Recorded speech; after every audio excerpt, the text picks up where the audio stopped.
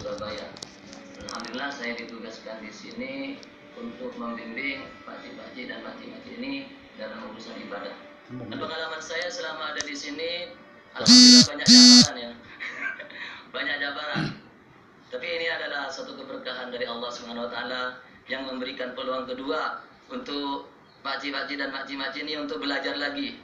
Di dalam hadis pun Nabi sabdakan, "Utlubul ilma minal mahdi ila lahdi."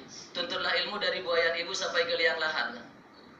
Dan ada juga hadis, "Thalabul ilmi faridatun ala kulli muslimin wa muslimatin." Mencari ilmu ini adalah wajib bagi muslim laki-laki dan perempuan. Jadi tidak ada kata terlambat untuk belajar ilmu agama. Jadi banyak juga di antara mereka bekas imam, bekas polis, juga bekas askar. Jadi mereka juga ada juga orang pandai. Tapi dalam masalah ilmu agama ini kita tidak ada salahnya berfungsi kan. Dan alhamdulillah banyak perkembangan yang saya dapat dari pakcik-pakcik ini. Sehingga sekarang nih 5 waktu nih berjemaah terus. Ada juga yang ikut tahajud dengan izin Allah. Dan kalau saya tanya doanya nih macam-macam. Ada yang doa minta jodoh. Ada yang doa mau jadi ustadz juga. Macam-macam lah. Tapi saya nih ada julukan juga dari pakcik-pakcik ini. Jadi kalau saya turun dari atas nih, nak mengimami, kalau saya pakai jubah putih, diam kawan, ini bayangan putih dah datang kan ini. Macam-macam julukan yang ada. Tapi alhamdulillah saya terima ini sebagai apa? Sebagai kalimat saya ini diterima oleh mereka. Dan macam-macam ini kejadian lucu yang dibuat di sini kan. Masalah atur-atur ini kan. Dia ini punya perangai mungkin macam budak-budak lagi. Ada cerita dulu nih, siapa tuh? Wak Paimun namanya tuh. Kita nih lagi sholat dengan khusyuk lah. Di saat assalamualaikum malah dijawab dari belakang. Assalamualaikum warahmatullahi wabarakatuh. Katanya dia, waalaikumsalam warahmatullahi. Akhirnya semua jemaah nih ketawa nih. Duhur lagi. Saya ajar sholat duhur kan. Pakcik-pakcik kita sholat duhur. Tiba-tiba satu jemaah nih mundur sampai ke belakang. Saya tanya, "Pakcik kenapa mundur?" Tadi Ustadz cakap sholat mundur nih. Sholat duhur jadi sholat mundur. Ya Allah. Tapi inilah kelebihan penghuni Mahmudah insya Allah. Jadi semoga pengurus-pengurus kasih ini sabar lah. Karena ini adalah satu usaha, yakni usaha agama. Usaha yang sangat mulia. Apa yang kami perjuangkan di sini semata-mata karena kehendak Allah. Dan saya berdoa terus semoga Allah meridhoi perjuangan kami semua di sini. Baik, jazakumullah khairan jazaa diucapkan kepada yang bagi Ustaz Syafi'i. Saya tahu siapa yang doa minta jodoh tu. Dia dah senyum dah. Betul lah tu? Baik, insyaAllah. Kita doakan sama-sama moga Allah memberi kesembuhan mata pada Tuan Sabandi kita yang ada kita insyaAllah. Moga dapat melihat semua seperti sedia kala. Amin ya rabbal alamin insyaAllah. Baik, tak nak yang masa lagi. Kita mempersilakan kepada Ustaz Firazi. Falyatafadhal mashkur. Tuan perempuan ibu ayah yang dirahmati Allah sekalian.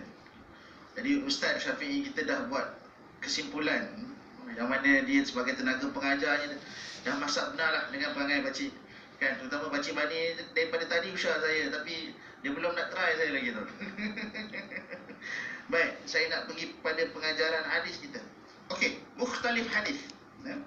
Mukhtalif hadis ini tidak diceritakan dalam ilmu-ilmu mustalah hadis yang biasa.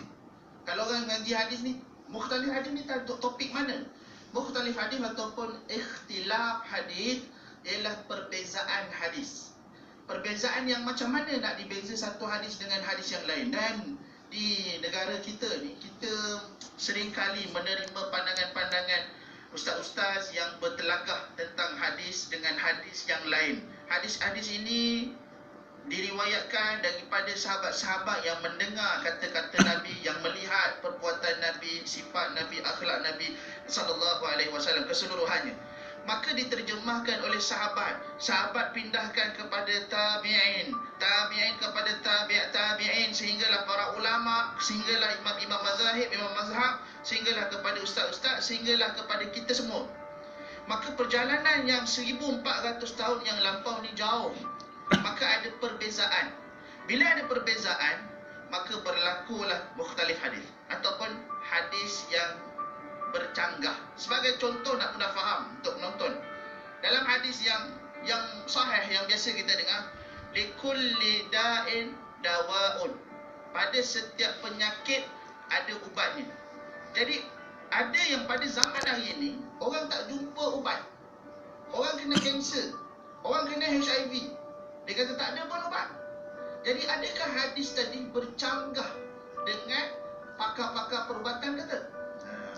Maka ada penyelesaian yang diberikan oleh ulama. Ada 3 penyelesaian. Yang pertama, al-jam'u. Yang kedua, an-nasakh. Dan yang ketiga, at-tarjih. Jadi al-jam'u, an-nasakh dan juga at-tarjih ini menjadi 3 ciri jawapan kepada penyelesaian percanggahan hadis tadi. Sebagai contoh untuk permulaan berkaitan dengan mukhtalif hadis ini, ulama ada bahagikan kepada 2 kan. Satu mukhtalif hadis, satu muskil hadis. Mukhtalif hadis ini mestilah dibezakan hadis yang darjatnya sahih dengan sahih, hasan dengan hasan. Tak boleh sahih dengan dhaif. Dia tak kena. Namun ada ulama membahaskan juga tentang muskil hadis. Muskil hadis ini yang hadis-hadis yang tidak difahami maksud matan, isnad tak jelas, maka itu lebih kepada muskil hadis. Namun kalau dari ikut jumhur, maka boleh ambil keseluruhan ini sebagai mukhtalif hadis juga, benda yang sama dibincangkan dalam muskil hadis. Contoh bagaimana kalau kita solat, masa kita sujud tu, tangan jatuh dulu ke lutut jatuh dulu? Lutut jatuh dulu, baca kata kan? Baik, terima kasih Pakcik Bani. Kerana dalam hadis ada 2 periwayatan. Satu, baginda Nabi SAW solat dalam keadaan tangan jatuh dulu, kemudian baru lutut. Jadi ada dalam hadis yang lain yang mana Nabi SAW jatuh lutut dulu baru tangan. Jadi kenapa berbeza?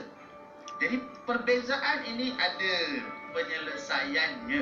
Yang ini menarik kalau kita belajar hadis dan kita tahu. Jadi saya tak nak jawab untuk episod ni, kita jawab episod akan datang. Tunggu. Wallahu a'lam.